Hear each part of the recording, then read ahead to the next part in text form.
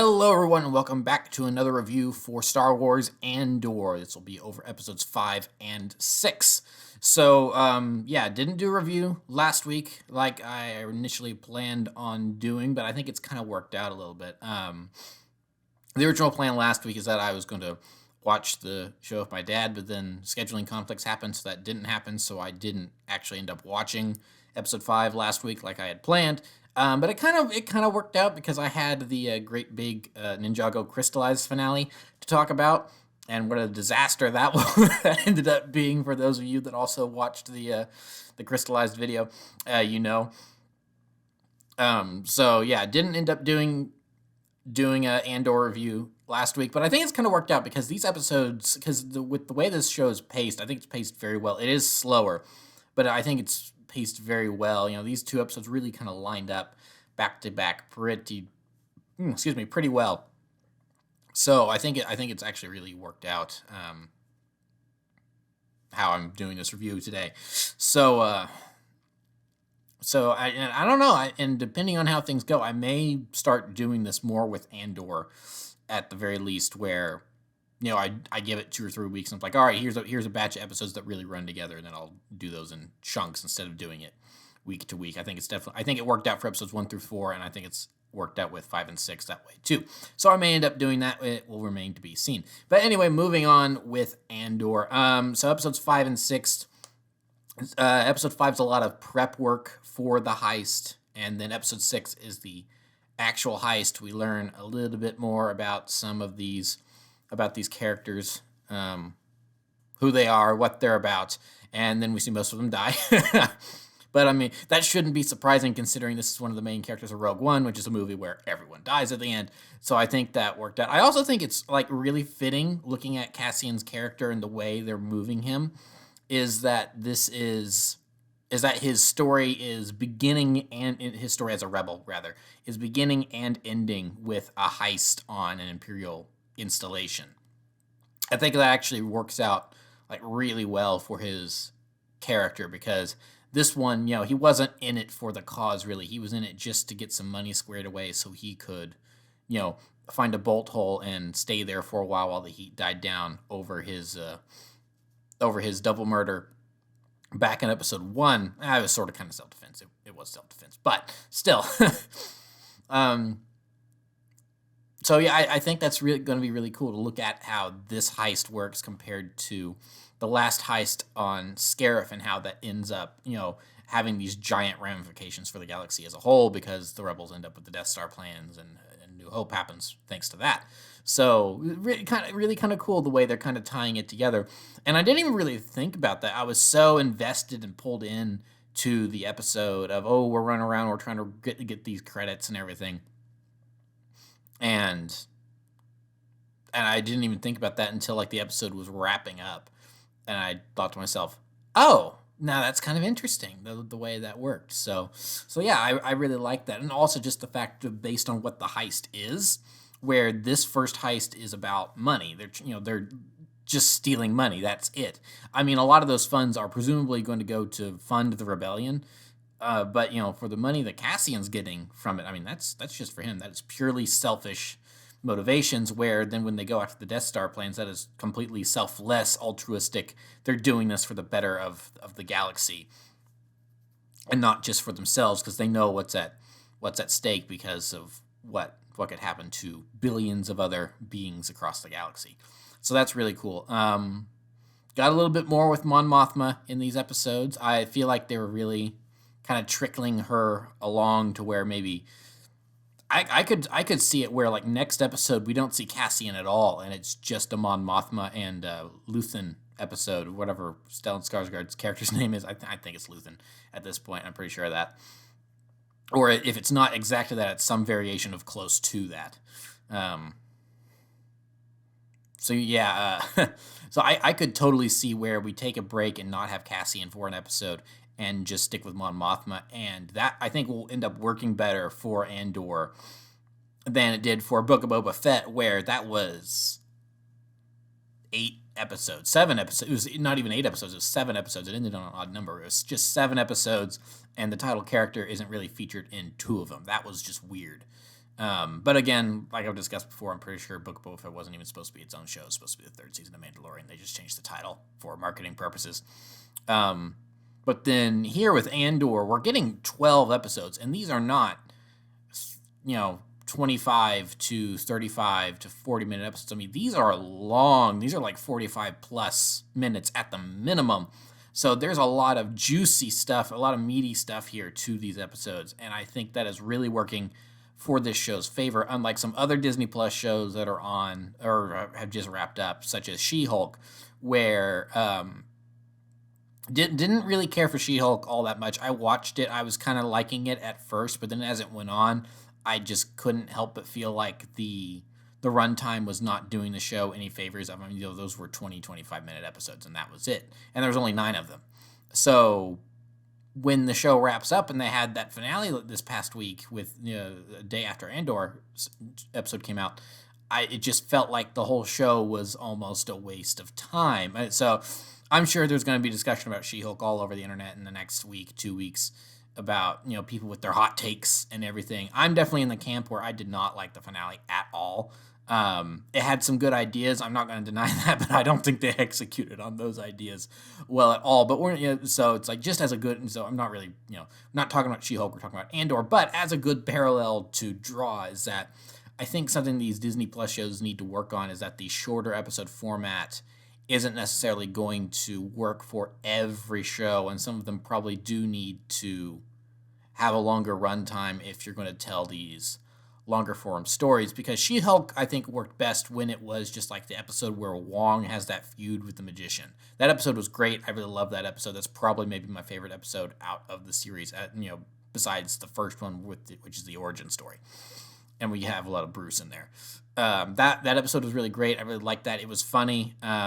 Like the Madison, but with 2 Ys, and it's not where that whole thing was annoying the first time it happened. And I rolled my eyes. It was a little less annoying the second time. By the third time she showed up in the episode, I'm like, okay, this is annoying, but they know it's annoying and they're playing to that. So this is actually really funny. I just enjoyed all that.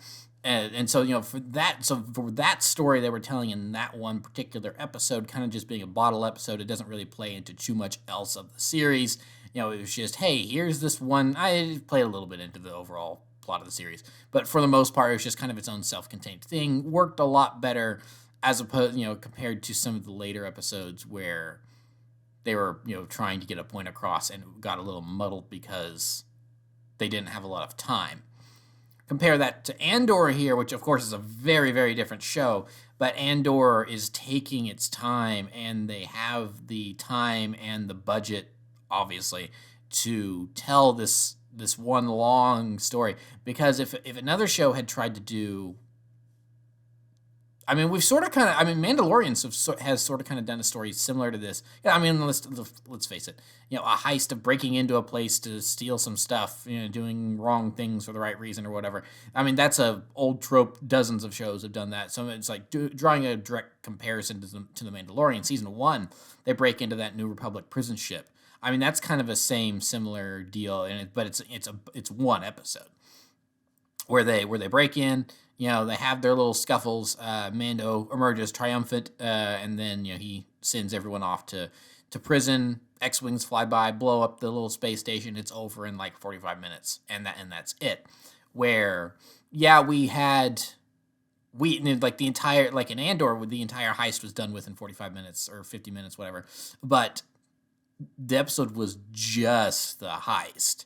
Whereas with Mandalorian, you had the setup, the action, the payoff, and the resolution all in one 45-minute span, where the setup and all that stuff, that's episode 5, and then the actual payoff is episode 6. So I really like that whoever is greenlighting these things at Lucasfilm knows, and it's like, I'm assuming it's Kathleen Kennedy is greenlighting these. It's like, she saw, whoever, the team, whoever is in charge, they or she saw the talent and the opportunities that this show could take. And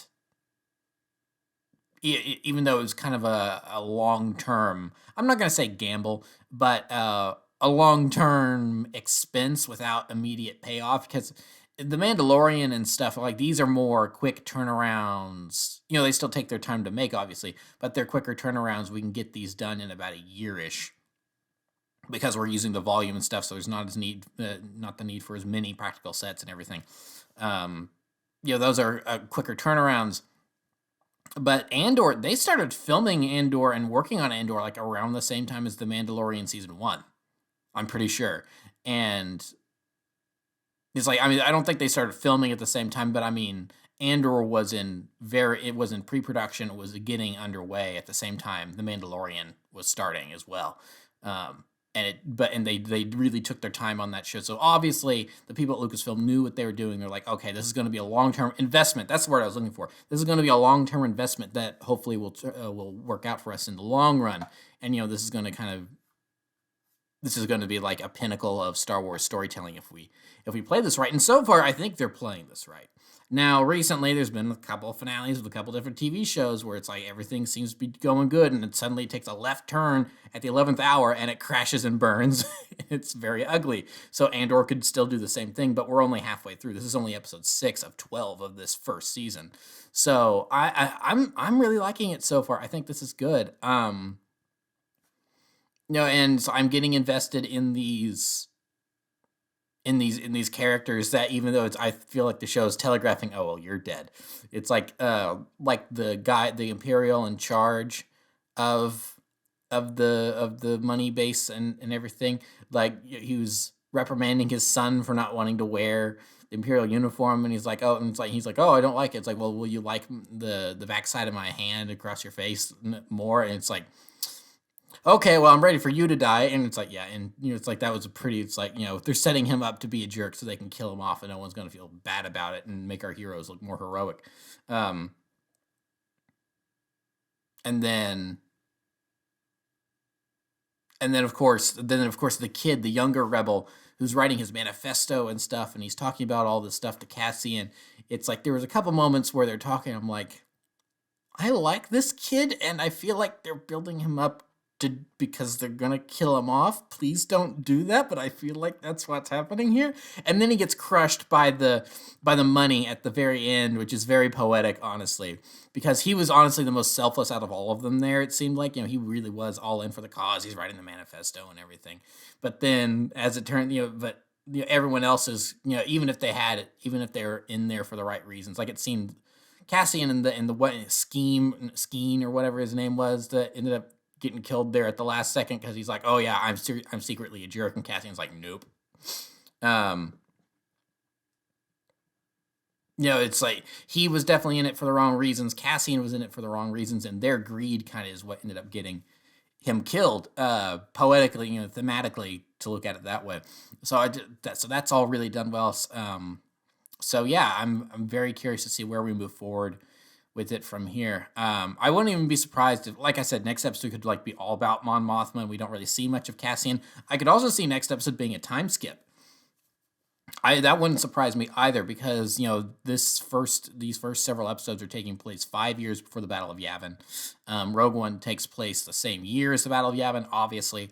Rebels follows a similar trajectory where it starts 5 years before the Battle of Yavin, and then season 4 wraps up sometime before Rogue One, shortly. But, you know, it's like I've seen various different people speculating about when. You know, it's like there's some things that say that maybe Rebels wraps up and then Rogue One happens immediately afterward. I don't know about. It's like there's been no really concrete confirmation as far as I've seen, saying when exactly the finale of Rebels happens. But I mean, we've still got a 5-year window here to work with Andor, where I could totally see them skipping a year next episode, and we come back to Andor, and like he's even more shaggy and disheveled, and he's been like living off his money and everything that he's saved, and maybe Luthen tracks him down again, and he's like, oh, I'm disappointed that you didn't stick around, or blah blah blah, or something like that, or you know, it's like it's a couple months later, and we stick with Mon Mothma for most of the episode, and then we get a little tease of Cassian at the end of the episode or something. So a lot of different directions they can move in, and I'm very, very excited to see it move forward. This is the Star Wars that I really like. I like, you know, the movies and The Last Jedi and the more it's in the stuff for the younger, like even Resistance, as much as that's kind of a meh show, it's like, that's fine, I still like this for the most part. But this is like the really meaty, juicy stuff that I love about Star Wars. And it's like there's no light, and there's is a kyber crystal, but it's like there's no lightsabers, there's no force powers, it's just blasters and grit and morally gray characters, and I am so on board for all of this right now. So yeah, I think that's really all I have to say about Andor for right now. I will be back. Don't know if it'll be next week. It might be, 2 or 3 weeks from now, depending on what I feel about the pacing of these episodes and what there is to talk about. Because for right now, I've gone for like 15, 16 minutes now, just talking about these 2 episodes. And I don't know. I feel like if I just talked about 1 episode today or last week, I feel like I maybe could have talked this long, but it may have felt like a little bit of a stretch. But this is a nice little time. I feel like I've kind of said everything that needs to be said for right now, and it feels like a natural conclusion. So I'll just go ahead and wrap it here, and we'll see when I'll be back at some point with more reviews for Andor. So thank you for watching. Remember to like, comment, subscribe, all that great stuff. Remember to follow me on Twitter and Instagram. Those links are in the description below, and I'll see you guys next time, whenever that may be. So thank you so much for watching, and goodbye.